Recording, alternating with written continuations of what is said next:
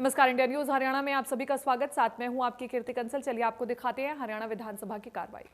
यूँ कहते हैं कि एमएसपी की हमारी जिम्मेवारी है। एमएसपी से अगर एक पैसा भी कम में कोई फसल बिकी कल को तो फिर हम रिजाइन कर देंगे। आज भी मंडियों में जाकर के देख लो, कोई एमएसपी नहीं है।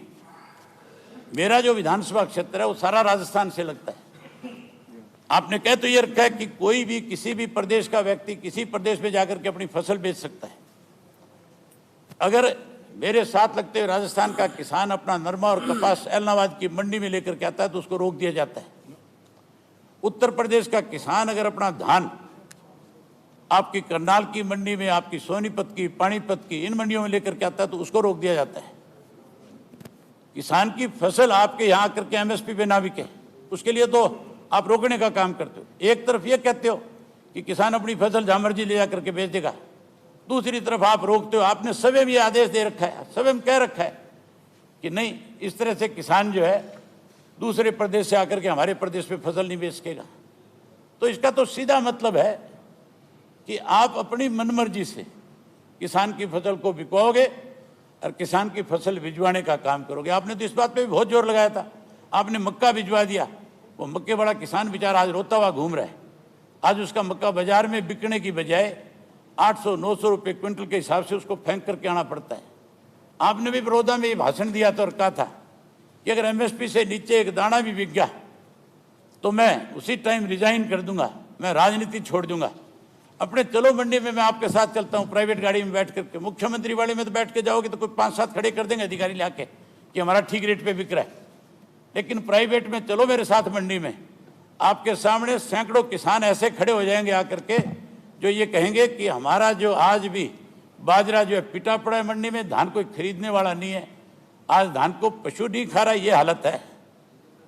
इसलिए मैं तो आपसे फिर यही कहूँगा कि आप अपने इस प्रस्ताव को वापस लेकर के ये प्रस्ताव भेजो ताकि इस प्रदेश के किसान को आपकी सरकार पे विश्वास हो सके कि प्रदेश की सरकार जो है किसान का हित चाहती है।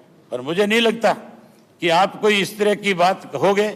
इसलिए जहां वो लोग तो अपनी बात कहने की बजाय, क्योंकि वो फंसे हुए थे, उनको पता था कि 2012 वाली बात पे तुम्हारे से जवाब मांग लिया जाएगा, इसलिए कहीं ना कहीं आपके साथ भिड़ करके नेम होकर के चले गए। स्पीकर साहब ने आज गलती करी, उनको बिठाए रखना चाहिए था सारी रात। क्या जरूरत थी नेम करने की? लगाते रहते नारे, थारा केले थे। कम से कम उनकी पोल तो खोलने का काम करते। उनकी भी पोल नहीं खोल पाए आप लोग और किसान की भी मदद नहीं कर पाए। इसलिए मैं आपके इस प्रस्ताव से सहमत नहीं हूं, इसके लिए मैं वॉकआउट करके जा रहा हूं। सिवाय हंसने के कुछ पल्ला था, दांत फाड़ लिए। कम से कम शर्म आनी चाहिए तुम्हें कि जो बात मैंने कही है उस बात पे गौर करो बजाय दांत फाड़ने के। अभय सिंह जी, नहीं थोड़ी बहुत अभय सिंह जी, शर्म है, किसान के घर में पैदा हुए हो।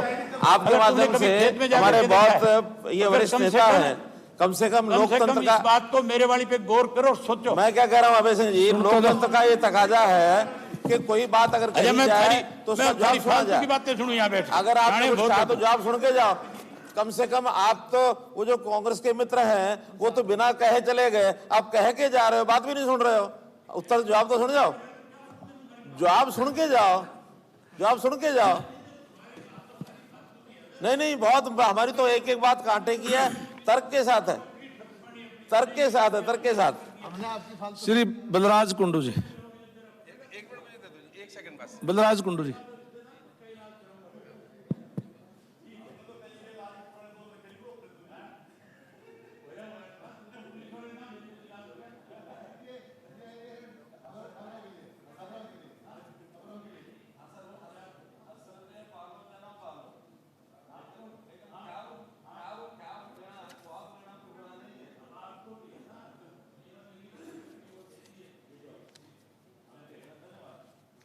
धन्यवाद अध्यक्ष जी,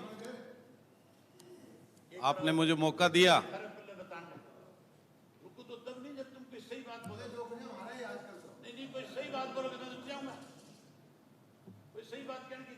आज सम्मानित सदन के बीच में जिस प्रकार का माहौल मेरे को देखने को मिला है, ये प्रदेश कृषि प्रधान प्रदेश है और 70% पॉपुलेशन कृषि और उससे आश्रित लोगों की इस प्रदेश की है, और उसका इतना महत्वपूर्ण विषय और उस विषय के लिए जिस प्रकार से